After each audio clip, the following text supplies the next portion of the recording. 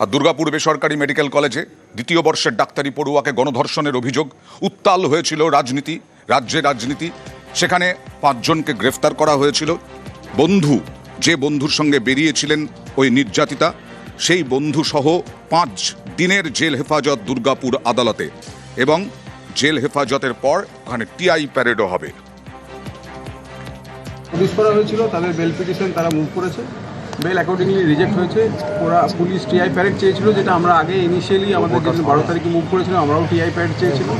তো TI parade আজকে allow করেছে। 24 তারিখ টিআই প্যারেড হবে 5 জনের, কারণ ওর যে বন্ধু ছিল তাই অলরেডি আইডেন্টিফাইড, তার টিআই প্যারেড হচ্ছে না। পুলিশের তরফ থেকে একটা প্রেয়ার করলো যে হোয়াটসঅ্যাপে যে চ্যাটিং ছিল বিটুইন দি পার্টিস, মানে ভিকটিম প্লাস তার বন্ধু, এই রিলেটেড কোনো চ্যাট যদি থেকে থাকে বা সেটা যদি ডিলিট হয়ে থাকে সেটা যেন রিট্রিভ করতে পারে শুধু কোর্ট অর্ডার এবং কোর্টের ইন্টারনেট থেকে, কোর্টের সামনে বসে, ম্যাজিস্ট্রেটের সামনে বসে, সেটা কোর্ট অ্যালাউ করেছে for the sake of investigation. 27 তারিখে আবার ফার্দার ডেট।